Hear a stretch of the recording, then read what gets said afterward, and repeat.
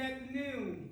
So my name is Michael Randolph, and I'm the CEO of the Center for Nonprofit and Community Development. And what do? Well, we provide technical support to nonprofits to make them more effective in how they service their clients.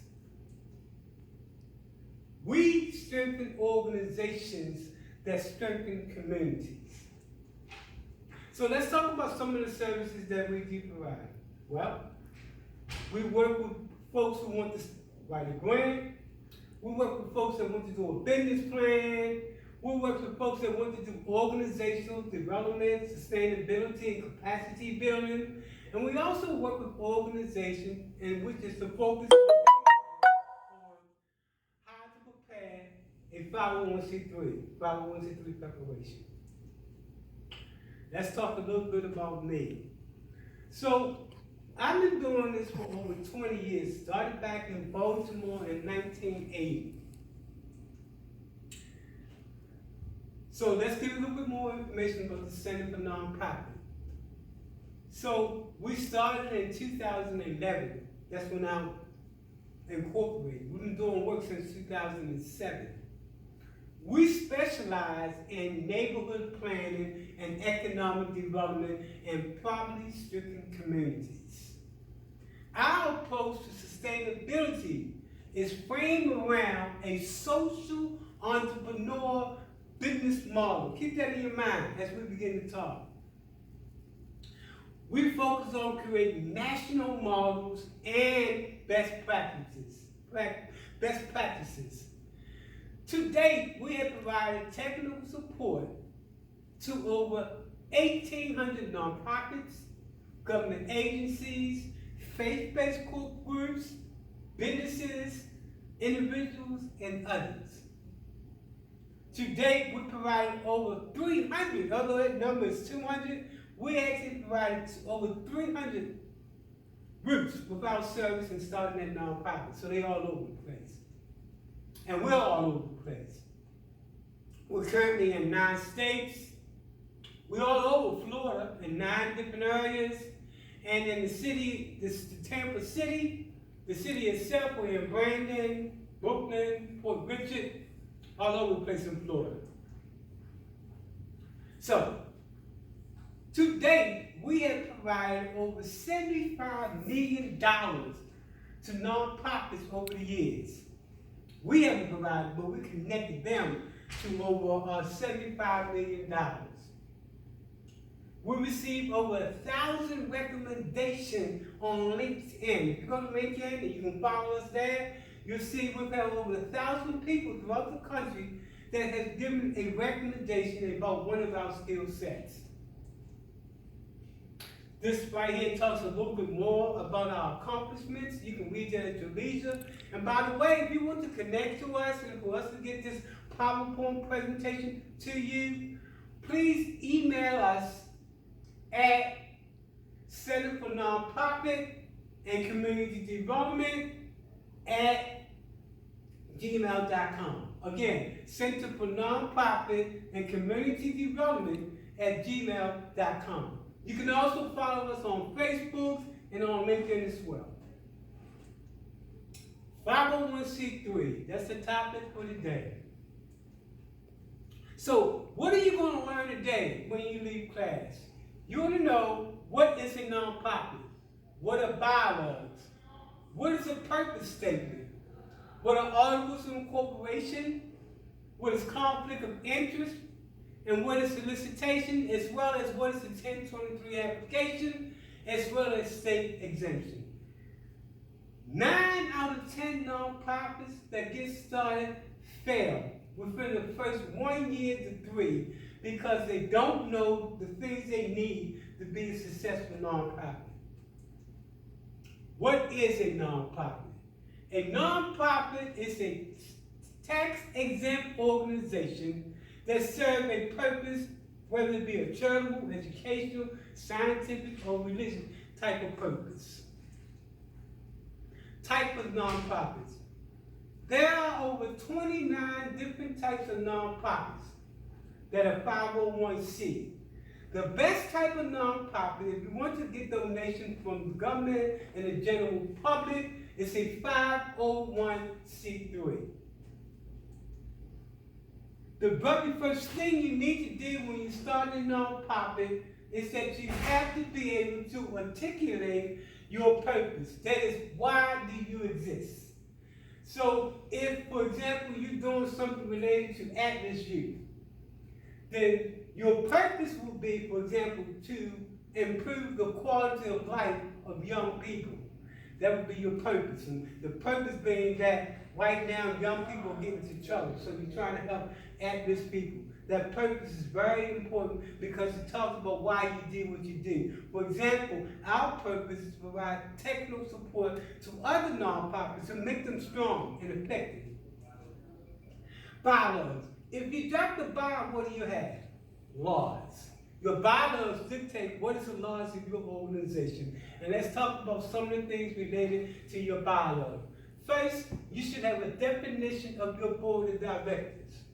You should be able to talk about the qualifications of your board members. They don't have to be experts, but your board, at least your board members in part should reflect the people that you're serving. So let's say, for example, you're doing a workshop on ex-offenders. At the very least, you should have at least some ex-offenders on your board of directors. Let's say, for example, your board of directors, your organization focuses on homelessness. So at the very least, you should have some folks that have or are experiencing homelessness on your board of directors. Number of directors. Well, you can have, in Florida, you have to have at least 3 board of directors for the purpose of doing a corporation, but funders like to see 3 or more. But you should always have an even number. For example, if your board consists of 4 members, you will never get anything done. Next, terms of So is it an even number or an odd number? An even. Whatever should be an odd number. I'm glad you put that number up. The board should be an odd number, because if it's an even number, you'll never get anything done. Thank you for bringing that up. And now we get to the terms of your board of directors. How long should they serve? Your board members should be on board at least every 4 years. You should elect new board members. That's not to say you don't elect the same board members, but every 4 years there needs to be a process in which you're using to bring new board members on. Resignation. If a person resigns from your board, formally they should submit a letter to you saying that I no longer wish to serve on the board because, for example, I hit lotto and I'm out of here. But anyway, there should be some process set up where members, the board gets some letter letting you know that that board member has been terminated. The other clause you have to have in your documents is what's known as removal. You have to talk about how to remove board members. Because if we don't, let's say, for example, you got a board member that cuss all the time and act cool, and you remove that board and that board take you to court. The first thing the judge is going to say, you don't have anything in your bylaws that talks about how to remove a board. So in that particular sense, in that removal section, you should have any board member can be removed. If let's say, for example, 3/4 of the board of directors decides to do so. Then you have vacancies. You need to talk about that. Your annual report. Your annual report is what you do at the end of the year. This is where you begin to talk about what have you done for that year, what didn't you do for that year, and begin to plan for the next year. In terms of regular board meetings, your board meeting can meet every month, or your board meeting can meet every 3 months. It's up to you. If, for example, you determine that your board meetings are going to be quarterly, then if anything comes up during that time, you can always elect to have a special meeting. After that, you have to begin to name your officers. Who's the president, the secretary, who's the vice president. Then your committees. For example, if you're doing something on youth, you want to break it up into different committees. One committee on your board might deal with employment. Another committee might deal with anger management. Another committee might deal with health. So anyway, you break it into committees, because it's the committees that come back to the board of directors that let them know what's going on. Actually, committees actually do the work, and they report back to the board related to those different subject areas. Public statement. Make sure you choose one person to represent your organization, and you don't have 10 or 15 people talking for the same organization. Designate who that individual should be. Identification. So let's say, for example, you're doing your good work as a nonprofit, and a mother comes in with a child to connect to your service. And that child drops some water, person comes, they fall, and hurt themselves. Then people want to sue you and the organization. They can sue you and take your good dreams, they don't want your bad dreams.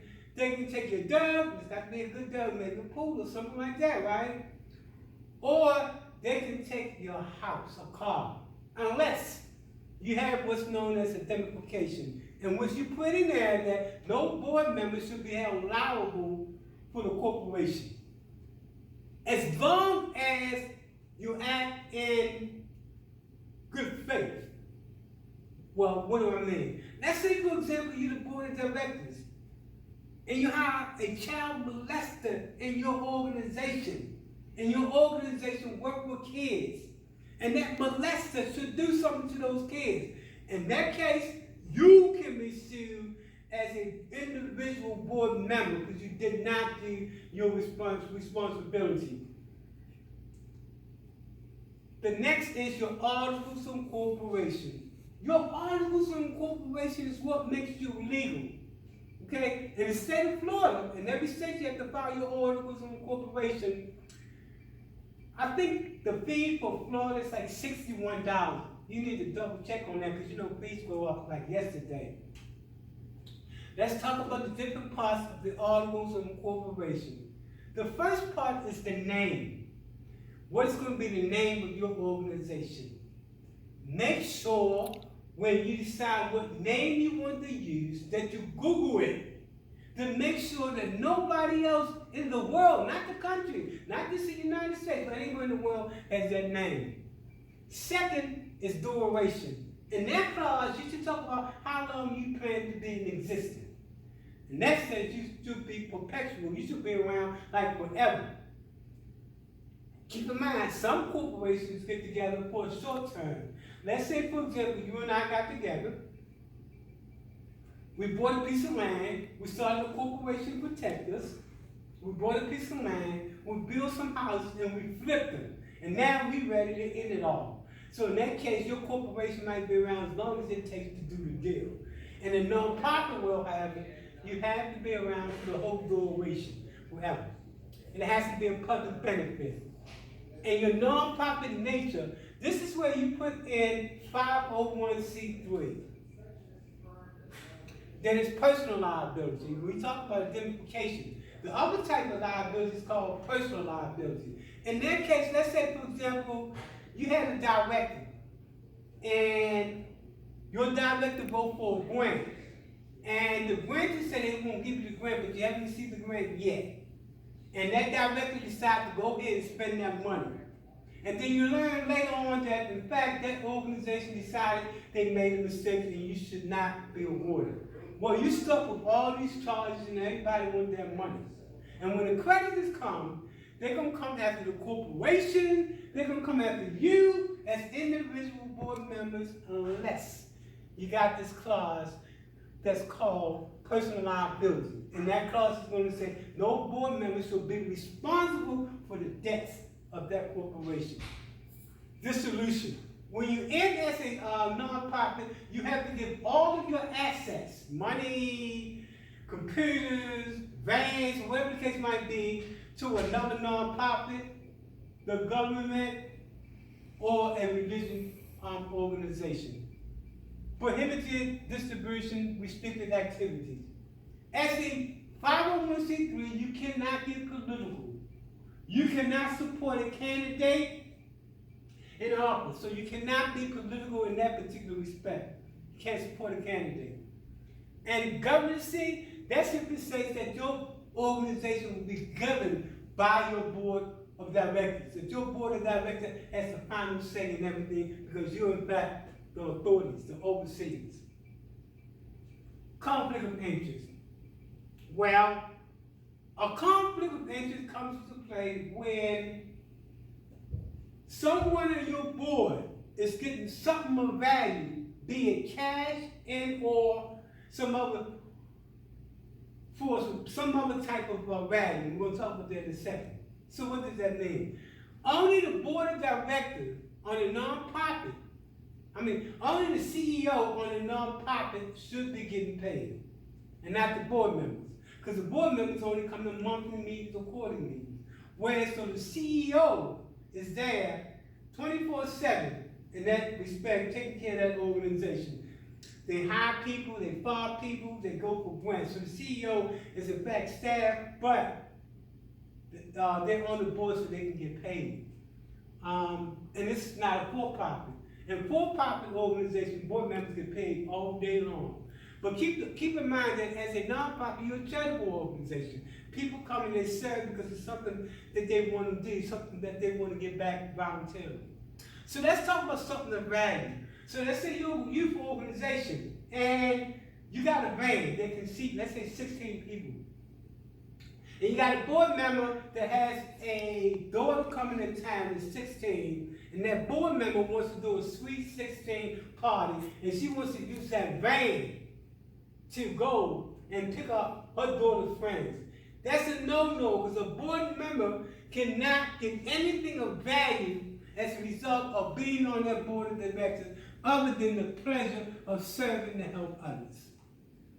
All right, let's keep on going. Then you want to get that EIN number. This is your, where you go online, you can do it like in maybe 10 minutes. It's your employer's identification number. Because this is how you're going to be identified forever related to your nonprofit. Okay, now we get to the 501c3 application, which is the 1023. And it's two forms. What we do is streamline. That means that we go online and do the streamline form, which means that you can be a nonprofit up to in 3 weeks. And that's because you're not making anything over $25,000. Now, the other type of 1023 is if you're making over $25,000 and then you give them 3 years. Then you have to fill out the more complete form. So what am I mean? When you're just getting started, you ain't got no money. So you don't want to tell people that, hey, I project I'm going to make $100,000. Because when you project, that means the Fed's going to say, we want $800 for that application as opposed to the $275. So again, do the streamline. Talk about the fact that you don't have no money, you plan to make money, but you don't see you making more than X number of dollars. And that way you can fill what's known as a Chief 1023. Unless you start as an organization, let's say with a budget of $100,000. Then you got to complete the more complete form, and that can take up to 6 months to a year. And a member fee for that is $800. So remember, streamline. You don't make that much money. Can be done online. You can get your 501c status within 3 weeks. Unless you make more money, then you got to do the more complete form. Once you got your identification from the state, from the feds, you happy as you can be because you got your 501c3. You go to a store, and when you go to the store, you say well, you want to buy computers, and you go to buy those computers, and the guy said, hold on, you have to pay the sales tax. That 501c3 determination that you have, it's only for tax exempt purposes. It's not sales tax waiver. The only way that you can get that waiver is if you file in the state of Florida what is known as a DR5. If you file this DR5, then when you go back to that store, you're exempt from paying those sales taxes. So you can keep that in your pocket, your organization pocket, so you can do those things with, again, it's a DR5. Every state has a similar form, well, most states. Some states do not allow you to get exemption of sales taxes, but they do in Florida. Solicitation. In Florida, you have to complete what's known as the 10-100. This is very, very important because a lot of nonprofits start and they don't file this form right here. And if you don't file this with the state, and that's what agricultural and consumer services, you could be penalized. It's important that you complete this right here because you have to have a license to operate as a nonprofit. And in the state of Florida, it's by way of the 10-100. With this 10-100, you put in how much you made that particular year, where it come from, and how much you spent. Now, you got your nonprofit started. You're happy as can be. You're ready to go after some money. But before you get to the money, you have to start begin to think about what do I need structurally in order to be a sustainable, successful nonprofit. I call them the tools. So, you have to have organizational capacity. You have to know the why, the who, the what, and the how much related to your organization. You have to have policies and procedures, staffing, funding sustainability, physical control, and you have to do what's known as a SWOT test. And that is, anybody know what a SWOT is? What is a SWOT? Anybody? I see a hand up there. What is a SWOT? A SWOT is your strength, your weaknesses, opportunities that will come along or that you might miss, and your knowledge of technology. You go, girl. So let's look at it. Strengths, weaknesses, opportunities, and threats. Now, why is this important? In the game of grants, you always want to do something that's extra. Now, funders are not asking for this, but if you provide this, it goes to show that you operate as if you're a business. Again, SWOT. Now, you have to have tools to show that how you're going to evaluate your program and know that it's successful. There's two types of tools that we use. One, and we're going to give you some illustrations of those a little bit later in the presentation. One is the logic model. The logic model graphically illustrates program components. And then you have what's known as the theory of change. Your theory of change links outcomes and activities to explain the how and the why that the desired change is expected to come about. Let's look at the high level. Here's the logic model. We talked about this one in the first one. One section is the resource. In the resource section, you're talking about what staff do you need. You're talking about how many computers you need. So you're talking about all the resources you're going to need. The next section is activities. This is where you begin to talk about your activities. Let's say, for example, you're a youth program. One of your activities might be mentor. So it will go over there, a mentor program. Then you have to talk about your outputs. And your outputs are the number of people that you serve. That number of people can be anywhere from like 200, 300, whatever the case might be. Your outcome is always the number of people that your program is going to serve in a given year. And then the next section is called outcome. What is the benefit from your program that person is going to get? So let's talk about, when you talk about it's going to be a mentor program, it's going to be your activities, and your outcome is going to be individuals that think positively. So that's going to be your outcome. That's why you're going to mentor them. You're mentoring them to be role models. That's your outcome. After you reach your outcome, you have to talk about your impact. Well, based on that outcome, those activities that we provide, our impact is going to be when that person grow up, they're going to be a productive member of society. They're going to be taxpayers.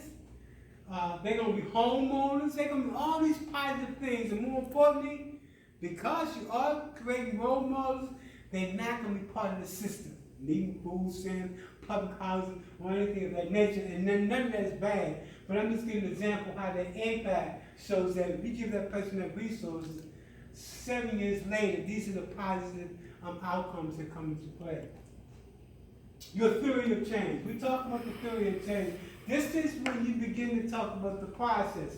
So let's say when we talked about the logic model earlier, we talked about the activities as a mentor program. In your theory of change, you have to talk about how does that work. So, in your intervention section, because in the theory of change, you got the problem, whatever the problem is.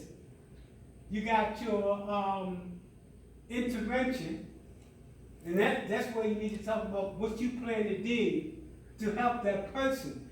This is when you begin to talk about, well, we're going to have a mentor program. That mentor program is going to be 5 days a week. It's going to need 1 hour a day. And it's going to happen for a total of 6 months.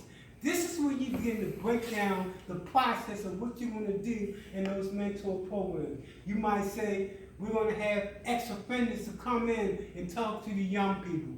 We're going to have mothers to come in and talk to the young people.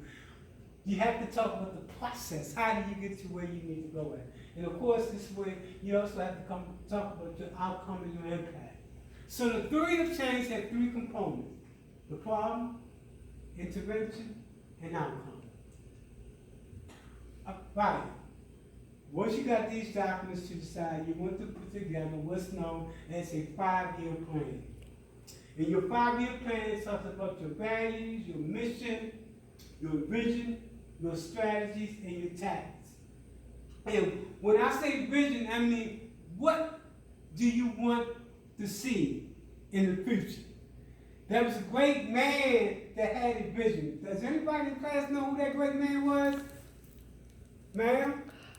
Dr. King. Dr. King. Dr. King had a vision. And that vision, he had a dream. And the dream was a vision.